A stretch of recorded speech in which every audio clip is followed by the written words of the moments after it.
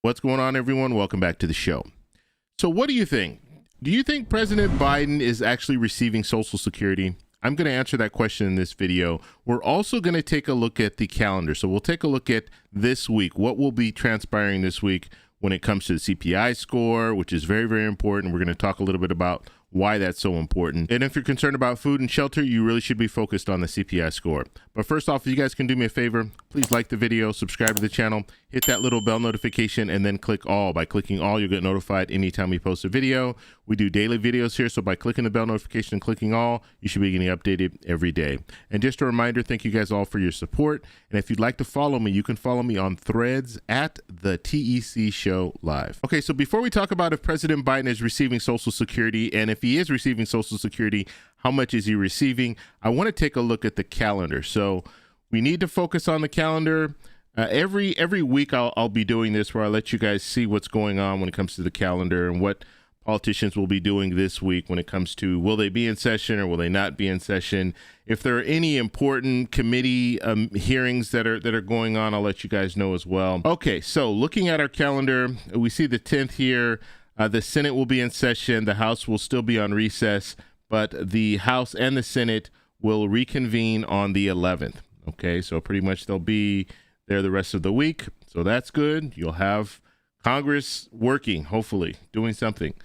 As far as people receiving Social Security, if their birthday is between the 1st and the 10th, they will go out on the 12th. Now, also on the 12th, we need to talk about the CPI score. So inflation, that's what we need to focus on. And when it comes to inflation, we're going to, and I'll come back with a video talking about this, but we're going to focus on food and shelter. We will receive information on both of these categories, and I always like to go over this with you guys just so you see what transpired in June. Now, a lot of you will already let me know, look, things are bad. The price of food is not going down.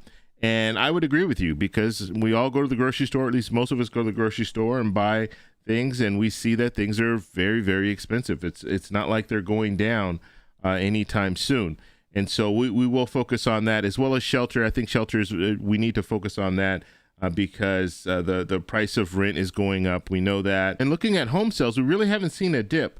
So we'll have to see if that's in the future. But right now, I mean, the price, I mean, there's a limited supply of houses that are available.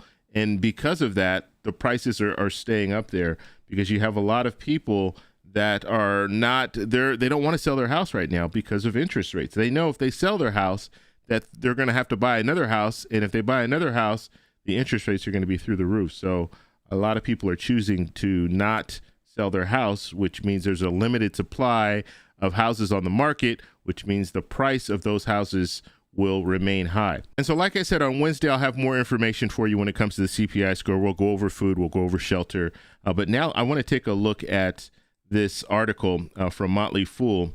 It says, here's how big Joe Biden's Social Security check is to the dollar. Okay, so President Biden in 2022, he filed his taxes. And when he filed his taxes, he had to provide the information. You know, most presidents will provide their taxes. President Trump, he had some issues with that. So, you know, that's another thing. It's not mandatory that they do this, but in most situations, presidents, they want to be transparent, so they show their taxes. And so because he filed his taxes, we were able to get information to find out how much he is receiving in Social Security benefits. Believe it or not, President Biden, yes, he is receiving Social Security benefits. And he's receiving $4,872 each month.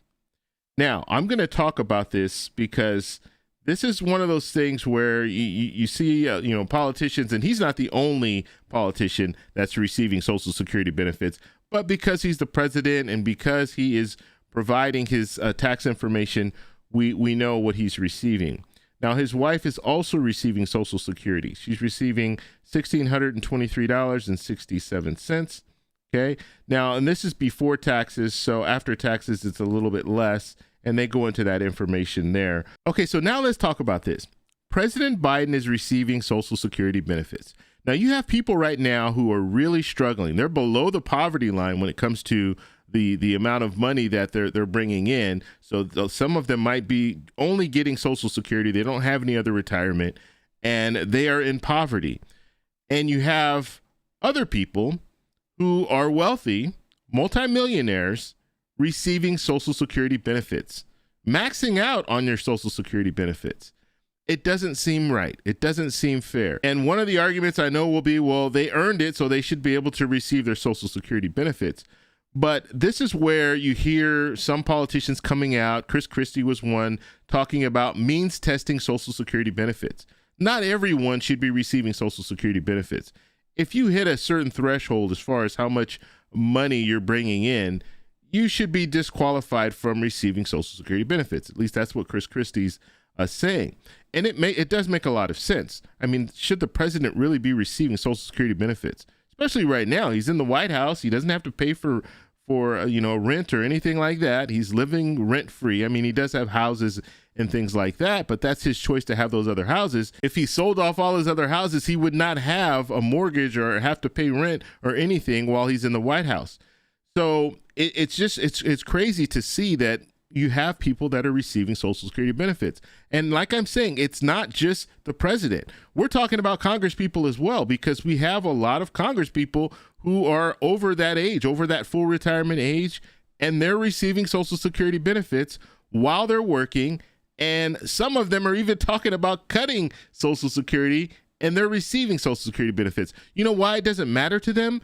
Because they don't need it. It's just extra money for them.